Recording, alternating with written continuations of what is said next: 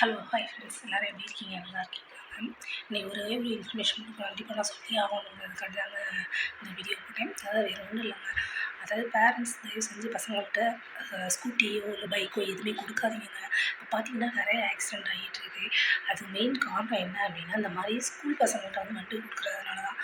அவங்க வர ஸ்பீடு எப்பா பயங்கரமாக இருக்குது. அதாவது என்னன்னா, நம்ம பெரியவங்ககிட்ட போதுமே கொண்டு வந்து நம்ம கரெக்டாக போனாலுமே கொண்டு வந்து மோதுற மாதிரி தான் வராங்க. ஸோ அதனால் பேரண்ட்ஸ் சின்ன பசங்கள்ட்ட விடாதீங்க. நிறைய ஆக்சிடென்ட் ஆகுது. நம்ம தான் வந்து பசங்களுக்கு வந்து ஒரு உதாரணமாக இருக்கணும். நம்மளே வண்டியை கொடுத்து இது பண்ணுறதுங்கிறது ரொம்ப தப்பான விஷயங்க. இப்போ நிறையா பேரண்ட்ஸ் வந்து செல்லம் கொடுத்துட்டு என்ன பண்ணுறாங்க அப்படின்னா, வண்டியை கொடுக்க ஆரம்பிக்கிறாங்க. தயவு செஞ்சு வண்டியை கொடுக்காதீங்க. நடந்து கூட போக சொல்லுங்கள், ஒன்றும் ப்ராப்ளம் கிடையாது. தயவு செஞ்சு வண்டியை கொடுக்காதீங்க. இது வந்து எப்படி சொல்கிறது, ஒரு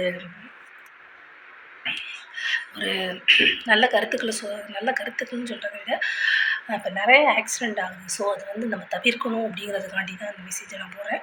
யாரும் தப்பாக நினச்சிக்காதீங்க. இல்லை தவிர்க்க முடியாத காரணத்தில் நீங்கள் போகிற மாதிரி இருக்குது அப்படின்னா, பையனையோ பொண்ணையோ மெதுவாக ஓட்ட சொல்லி போங்க. என்னை பொறுத்தவரைக்கும் குழந்தைங்கள்ட்ட வண்டியை கொடுக்காம இருக்கிறது ரொம்ப நல்லதுங்க. ஏன்னா மேக்ஸிமம் பார்த்தீங்க அப்படின்னா இங்கே நிறைய இப்போ ஆக்சிடென்ட் ஆகுதுங்க. ஸோ அதனால் பார்த்து கேர்ஃபுல்லாக வண்டியை வந்து பசங்கள்ட்ட கொடுங்க. என்னை பொறுத்தவரை கொடுக்க வேணாம் தான் நான் சொல்லுவேன். அதனால் வந்து கொஞ்சம் வந்து கேர் எடுங்க. பேரண்ட்ஸ் வந்து பசங்க மேலே வந்து கேர் எடுங்க. செல்லம் கொடுக்காதீங்க இந்த விஷயத்தில் மட்டுங்க. Okay, thank you.